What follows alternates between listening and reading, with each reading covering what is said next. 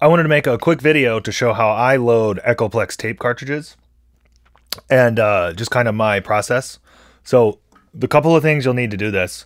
One, you need a tape cartridge with old tape. I got a splicing block online, just something like that. Splicing tape, a razor blade, and then I use one of these Q-tips that I also use for cleaning the echoplex to help push the tape down when we do the splice. And then I use 8-track tape cartridges. These are lubricated tape and are the same as what they originally loaded the echoplexes with back in the 70s and the 80s. You know, some of the things are using, some of the places that'll redo tapes for you are using mastering tape and other kinds of better recording tape. However, the original 8-track tape works great. I like to do roughly between 2 and 3 minutes on each of my winds when I wind an echoplex tape. Anyways, we'll get started here. First thing I guess we'll do is prepare the tape. So if you see there's little notches, this one it looks like has already been off because I have 2 broken ones and a third one that doesn't look great. All right, I forgot to grab a screwdriver. So here's my little flathead, and I'm just going to work it under without stabbing myself. These will kind of pop. Unfortunately, these lids are getting older. Many of them have had all 4 tabs cracked. And it's usually a good idea to use a little reinforcement tape when you're putting this back together. You don't want it popping off and messing up your echo, your tape cartridge. After you wind one of these, it's very painful when it gets ruined. Okay, so I forgot to say earlier, I also have this Lazy Susan, which you can get at a variety of stores. And I measured, so you can see my centers on my screws that I installed are slightly large. And I did this so when I'm winding the tape,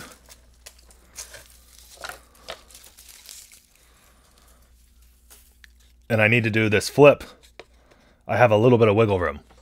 If you have it too small, the tape will be too tight and you won't actually be able to stretch to make it on to the spools on the tape cartridge. So be careful about that. The other tricky thing is we're going to wind this backwards. So if you're looking at the tape cartridge, you may want to do it this way, but then the best way to put it on the reels is upside down, and that will be wrong. So I don't know if it's more confusing or if it makes it easier, but I always wind them backwards on my Lazy Susan. Okay, on the 8-track tape, this is how the 8-tracks work. There's this metallic strip, and the 8-track player would sense this, and it would switch to the next set of tracks. So I want to cut this to open up the loop.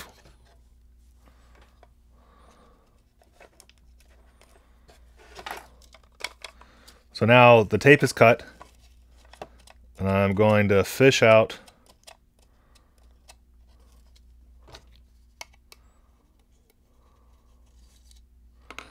the end of the tape. Okay. So now that we got the tape going, what I like to do, I put the oxide down, which is what the echoplex is going to read, and I just tape it here. A little scotch or blue masking tape. So then we're going to start.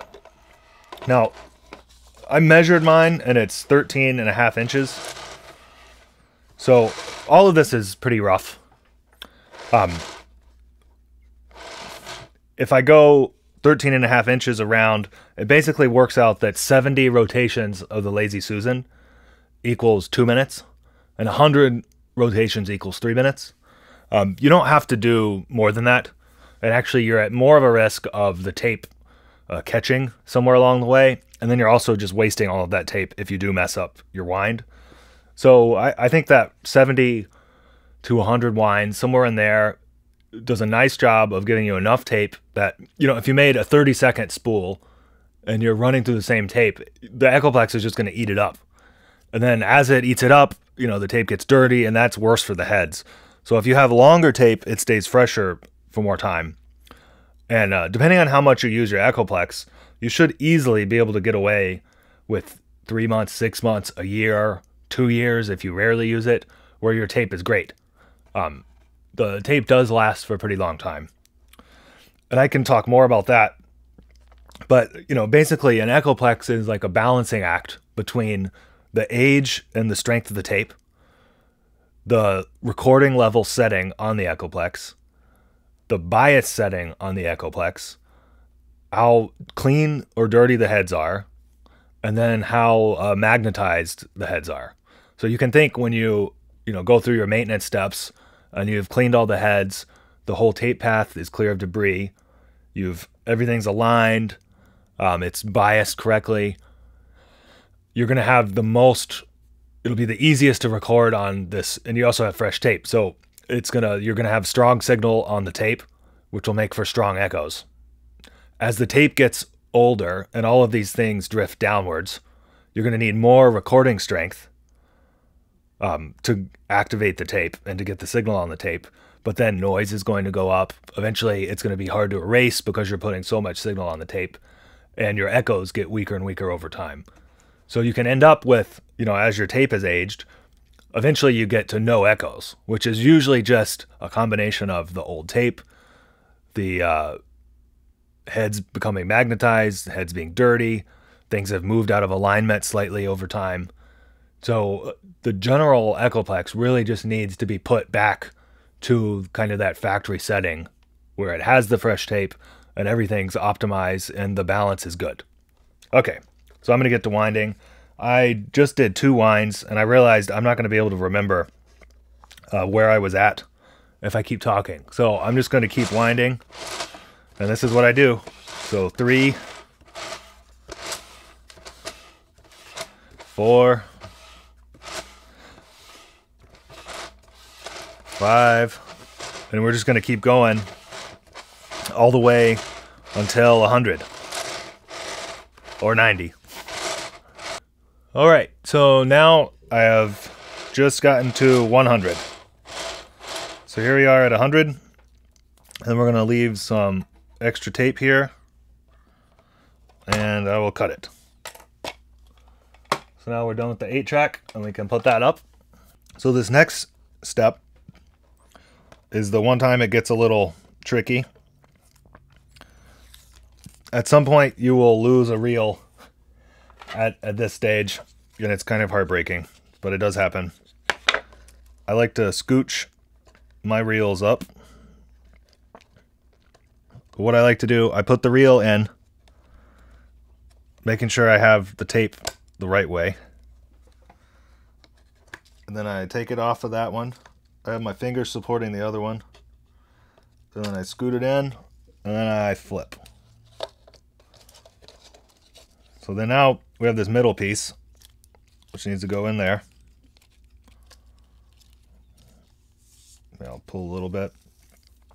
This is the outer wind, so I'll just lay it in here carefully. If you touch the tape, your skin has oils and things. I don't think it's great for the tape, but it's also not going to hurt it too much. Just try not to touch it any more than you have to. Okay, so now here's my tails. I have wound the tape, and we just have to splice it. As you can see, because I had that wiggle room, it's a little loose. And basically, these tapes are pretty loose. And when you get it on the echoplex, when it first starts running, it'll reposition itself and kind of realign. So you just got to let it do that. Pay attention on the tape shell. This is where the tape comes out. And then here, you have the same thing on the cover. So we're just going to pop it on. good time to check. So yeah, this one needs a little extra tape. You know, unfortunately, these things do have a finite lifespan unless you reinforce it with tape, which I almost always reinforce them with tape. Hopefully someone will start 3D printing on. Maybe I have to do it, although I don't have a 3D printer. And I have plenty of hobbies, so don't want to add another. So I grabbed my splicing block, and what I'm doing, you know, the tape is straight coming out, and I'm putting the good side down.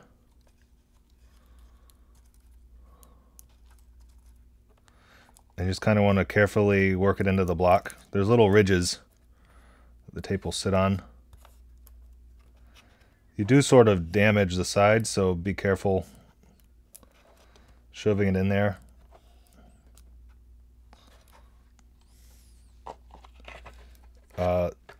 You want to make real sure that you don't introduce a twist.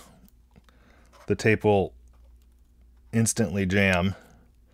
And I've also done, because we're about to cut it, and we're using the angle on the splice, I'm going to need to pull one side's tail off. So the inside, I'm going to pull this tail after I cut. So I got my razor blade, put it in the hole, and do that. And I'll take my little grabber. I'll just use the blade. The main thing is you don't want to actually scooch the tape apart accidentally.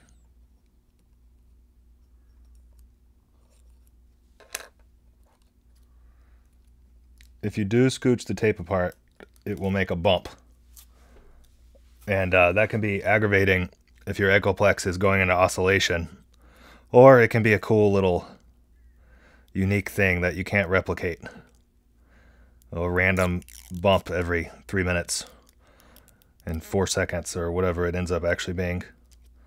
Okay, so here's our splicing tape. Don't need to use much force or it will go to the next layer. Try to get about the same amount taped on each side. And try to get it straight.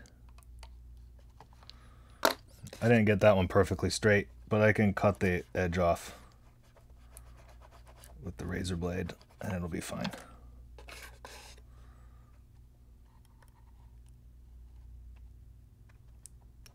There you go.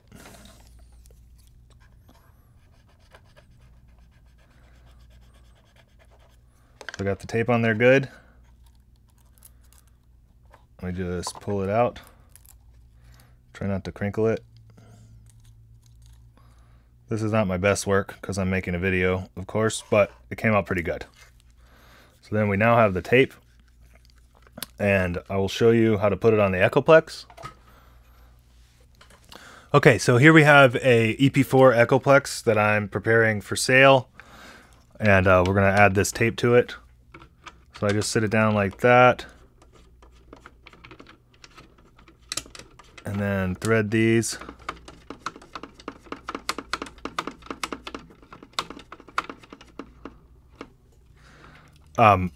You know, sometimes when it does this, I haven't exactly figured out why. The tape will, I think it's when it's too loose. I guess that's why. The tape will kind of spool out here. And of course I'm making a video, so it won't do it. And the next one that does it, I won't be making a video for. But the tape can start to go, and you can kind of panic. But the best thing to do is to kind of grab it with your hand and, you know, just keep it from getting tangled. And you can guide it, and then eventually it'll pull in just like it did that. The tape distributes itself.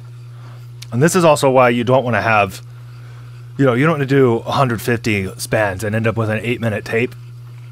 There won't be enough room for it to move. And if you watch it, there's a rhythm to how it's moving, and it's kind of redistributing the tension. I can put a tensioner on the tape too.